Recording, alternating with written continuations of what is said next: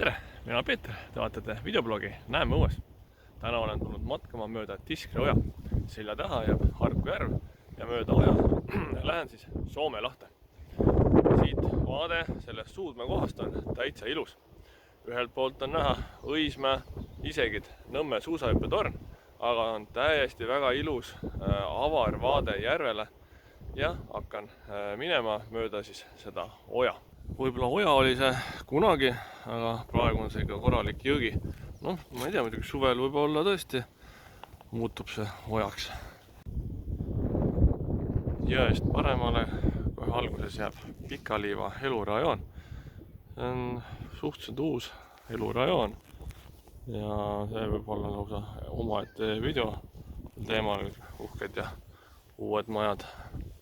Praegu harud ja purdest üle ja mööda jõge edasi. Ilusti näha, et on jäetud avalik ruum jõest mõned meetrid kaldaruumi, et inimesed saaksid siin matkata. Väga viisakas igatahes.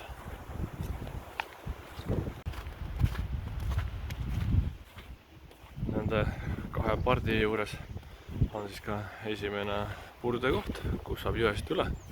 Oi, kolmas part ka veel. Ehk siis, kui tahta teha matka ümber Harku järve, siis see oleks esimene koht, kust üle saaks. Üle Tiskre oja, siis ma mõtlen. Kui enne oli ilusti jäetud ruumi jalutajatele jõe ääres, siis siin on näha, kus aed ühelt poolt ja aed teiselt poolt piirab jõe kaldad ära, nii et edasi ei pääsegi. Pean otsima, kuhu siit edasi saab. Olin sunnitud kahest majapidamisest suhteliselt lähedalt läbi minema, et läbi pääseda. Aga ees paistab Rannamõisa tee. No nii, Tiskre oja tuleb siit alt läbi. Rannamõisa tee paistab ja seesama jõgi läheb siis sealt alt, tee alt läbi. Nii et proovikski ise ka tee alt läbi minna. Silla all näeb siis Eesti graffitikunsti.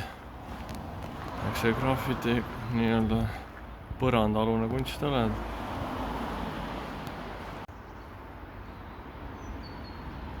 Rannamõisa tee ääres see jõgi siin sinkadi-vankadi läheb. Väga ägedad on need puupeegeldused siin jõe peal.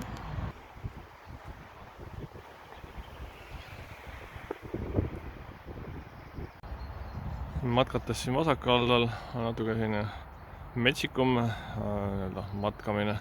Et kui ma vaatan, siis paremkaldal on ilusti maaomanikud jätnud mõned meetrid kaldast avalikku ruumi ja näed, on ilusti värav tehtud, et ta pääseb ka ise jõe äärde. Et paremkaldal tundub, et on selline mõnusam aiaäärne jalutamine. Siin vasakul pool on nagu rohkem selline metsikum matkamine. No jah, just kiitsin, et maaomanikud on jätnud ruumi avaliku ruumi jaoks, aga ühel pool kallast on aed ees ja teisel pool kallast on ka aed. Ja peab otsima vist mingi väikse ringiga. Siinkohal siis jõgi ristub vana Rannamõisa teega. See on siis sild, millele on antud piirang, et üle 10 tonni ei tohi siit üle minna. Jõe ääres on ka üks puuvann, ei hakka sisse vaatama. Aga siit ma nüüd ei lähe mööda jõge, vaid jätkan mööda Tiskre teed, et vältida olukorda, kus jälle sattuda mõne eramaa isiklikku aeda. Siin on vist keegi tekitanud oma väikse suvituskoha kohe jõe äärde. See on ka omaette kavalus, et panna laste mänguväljak või kiik kraavi kohale. Väga huvitav krunt ümbritsetud hekiga. Ühtegi sissepääsu ma otseselt ei näe siin. Siin, kus ma piilun, on madalamad kuused. Väga hoolitsetud murulapp. Ma ei tea, kuidas sinna minnakse. ja kas see ongi siis eraldi lapikene, maalapikene siin. aga keegi hoolitseb selle eest ilusti. selline traataia tagune matkamine siin oli. vist suurem Tiskre mingi territoorium. siin on lausa värav, kus ütleb, et eravaldus ainult Tiskre elanikele. vaevalt, et kui ma helistan selle numbri, et mu telefon registreeritud on. aga siit on üks väike sillakene. kuule, kas ma vahest ei ole jõudnud Kakumäe randa? hakkab lõpp paistma. siis on Tiskre sild ja üle silla minnes saab minna Kakumäe randa. aga ma arvan, ma üritan mööda siis jõge edasi minna siit just vasakaldalt ja vaatan, kas ikka pääsen sinna Suudme kohta ka. ja olin seda just öelnud, aga mulle tundub, et siit märjast ma läbi ei lähe, et pigem ma lähen siis paremalt poolt. No nii, Tiskre oja jõuab siis merre. sellega saab öelda, et matk on tehtud, oja on läbitud ja siin siis paistab ka Kakumäe rand.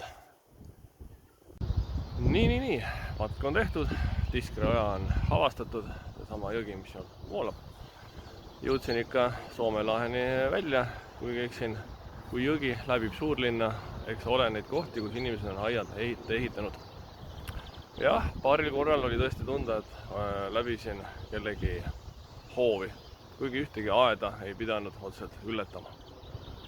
praegu kevadel on puud raagus, avarust on rohkem, avastamist rohkem, nii et minge ikka loodusesse.